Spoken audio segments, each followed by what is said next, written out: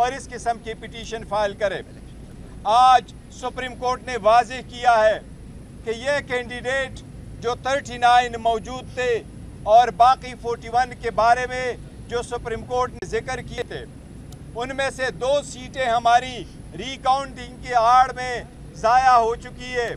वो भी सीटें हमारी ही थी, लेकिन साजिश के नतीजे में वो हमारी सीटें 4000 की क्या उसमें 23,000 की वैलिड वोटों को इनवैलिड करके जा चुकी है। हम आज भरपूर 4th टाइम पे आपने मीटिंग कर ली, लेकिन फिर भी आपने नोटिफिकेशन नहीं किया। अब जबकि सुप्रीम कोर्ट ने डिटेल रीज़न दी है आपके किरदार पे, आपके अमल पे, एक इलेक्शन कमीशन से कि फिल-4 हमारे 38 हमारे बाकी मानदा MNA के फिल-4 नोटिफिकेशन किया जाए। सुप्रीम कोर्ट ने अपने ऑर्डर में वाज़ेह किया है कि जो रिजर्व सीटें हैं वो सिर्फ और सिर्फ उस पार्टी को मिलेगी जो के कैंडिडेट जीत चुके हों या आज़ाद कैंडिडेट उस पार्टी को ज्वाइन कर चुके हों।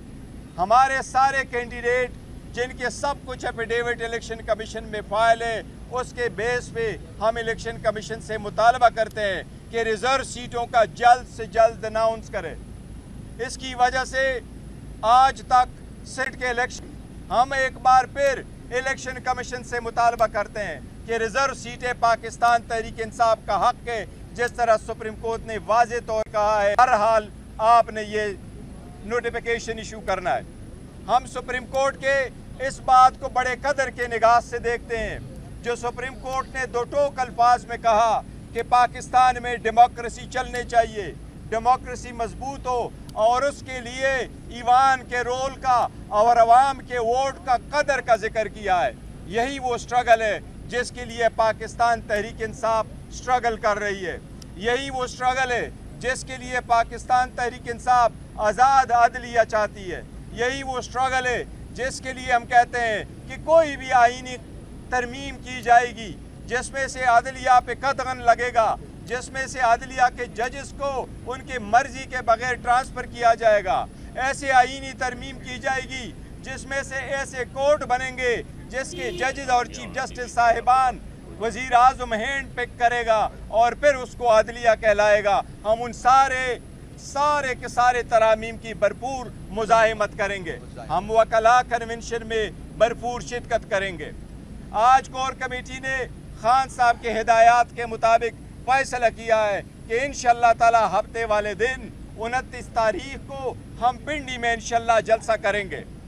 मैं पंजाब हुकूमत से आपसे NOC हमने आज एप्लीकेशन गुजारी है।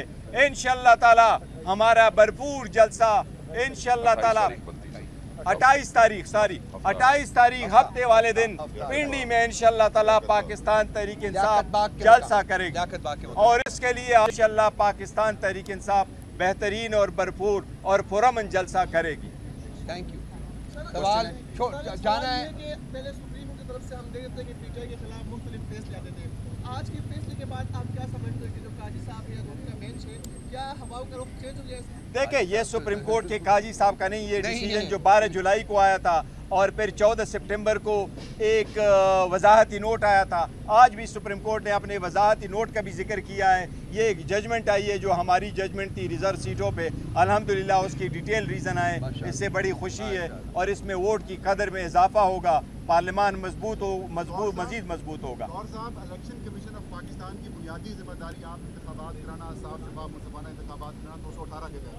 अब सुप्रीम कोर्ट ऑफ पाकिस्तान के 8 जजेस ने कहा कि वो उसमें नाकाम हुआ है। बतौर जवाब आप क्या इनके खिलाफ रेफरेंस दायर करेंगे? देखिए, इन इलेक्शन कमीशन के खिलाफ ऑलरेडी पाकिस्तान तहरीक इंसाफ एक रेफरेंस फाइल कर चुकी है और मौजूदा जो जजमेंट आई है, मैं समझता हूँ ये इलेक्शन कमीशन के खिलाफ एक चार्जशीट है और यही होना चाहिए। सुप्रीम कोर्ट को देखना चाहिए कि अगर कोई अपने कॉन्स्टिट्यूशनल जिम्मेदारी है कि वो उनको कह दे कि किन मद में किस इकदाम पे आप नाकाम हो चुके हैं। यही हम कह रहे थे कि आपने फेयर, ट्रांसपेरेंट और इम्पास में कहा है, मजीद कहने की जरूरत नहीं है। चेयरमैन साहब, ये बताइएगा कि अगर रेफरेंस दायर हो तो उसमें क्या कार्रवाई होती है? क्या आप हुकूमत रेफरेंस दायर कर सकती है देखिए जहाँ तक देखिए कोई भी बंदा इलेक्शन कमीशन के जो मेंबरान है या चीफ कमिश्नर है उनके खिलाफ रेफरेंस फाइल कर सकता है। वो रेफरेंस सुप्रीम जुडिशल काउंसिल में जाता है, उसकी हियरिंग ऐसी होती है जिस तरह के सुप्रीम कोर्ट हाई कोर्ट के जज आप रिमूव करते हैं,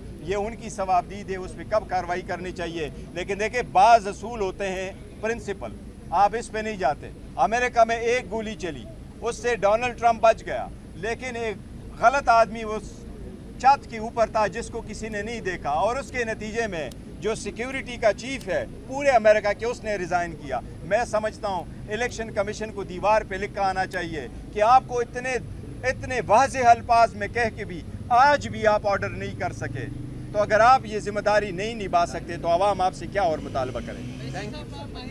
लास्ट में बता दीजिएगा, शॉर्ट ऑर्डर के बाद भी इलेक्शन कमीशन ने फैसले पर अमल दरामद नहीं किया। अब तफसीली फैसले के बाद भी अगर उसी रवायत को बरकरार रखा जाता है तो क्या आप तौहीन अदालत की दरख्वास्त दायर करेंगे या खुद देखो ये इंतहाई बदकिस्मती होगी कि बात यहाँ तक जाएगी। मैं समझता हूँ इलेक्शन कमीशन के जजेस बहुत सीनियर है, उनमें जस्टिस भी बैठे हैं, उनमें वकला भी बैठे हैं, उनमें जो रिटायर ब्यूरोक्रेट्स है वो भी बैठे हैं। अब इतने अल्फाज, हर चीज़ की एक हद होती है। इलेक्शन कमीशन एटलीस्ट अब अपने स्टेटस को देख के फैसला कर ले कि सुप्रीम कोर्ट की बात को मानना।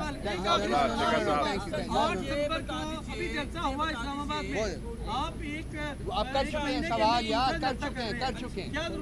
अच्छा यही सवाल है कि हमने इस्लामाबाद में भी जलसा देखा, उसके बाद लाहौर में भी जलसा हो चुका, पिंडी की तैयारी है, मियां वाली की तैयारी है, क्या पैगाम है इन तमाम जलसों के जरिए? देखिए पाकिस्तान तहरीक इंसाफ ऐसे ही करती रही हैं, और जो महंगाई है, जो बर्बरियत है, जो जुल्म है, जो ज़्यादतियाँ हैं, जो इमरान खान साहब को जेल में बंद है, इनके लिए तो हम और क्या करें, प्रोटेस्ट ही करना है। जो अदलिया पे अटैक हो रहे हैं, आप देखो हमारे एमएनए को उठाया गया, उनको रखा गया, हमने कमेटी के सामने बात लेके आए कि आप वोट ले रहे हैं, आपके पास नंबर नहीं है, लेकिन आप घंटों के हिसाब से मीटिंग कर रहे हैं, मिनटों के हिसाब से अब आ रहे हैं, और आप वहाँ से हमारे एमएनए को उठाएं। देखो ये नए 90 की दिहाई नहीं है, कोई चांगा मांगा की सियासत अपनी। हकीकी अदलिया की आज़ादी के तहफ़्फ़ुज़ के लिए, आइन के तहफ़्फ़ुज़ के लिए, खान की रिहाई के लिए ये इम्पोर्टेंट है कि इस तहरीक का जल्द से जुलूस व एहतजाज का मोमेंटम जो है वो इसी तरह बरकरार है। और सुप्रीम कोर्ट को और सुप्रीम कोर्ट के जस्टिस को रिजाइन करना चाहिए। अब शर्म का मकाम है उनके लिए, उनको रिजाइन रिजाइन करना चाहिए। सुप्रीम कोर्ट वह अल्फाज गलत होते, वो supreme court election commission sorry neutral होना चाहिए, और मुख्तलिफ सियासी जमातें मुख्तलिफ औकात में ISI के पॉलिटिकल विंग के हवाले से तहफ़्फ़ुज़ात का अलग अलग अपोजिशन में ही होकर कहती रही ज़रूर हैं कि इस तरह सियासी किरदार अदारों का नहीं होना चाहिए। नई अपॉइंटमेंट हुई है तो इस हवाले से आपको क्या तवक्कुआत है? मैं कह रहा हूँ देखिए किसी इदारे को डिस्कस ना करें, इदारे में किसको सरबराह बनाया जाता है ये इदारों का काम, वो जिसको चाहे, हमारे लिए सारे काबिल कबूल। बिल्कुल, थैंक यू।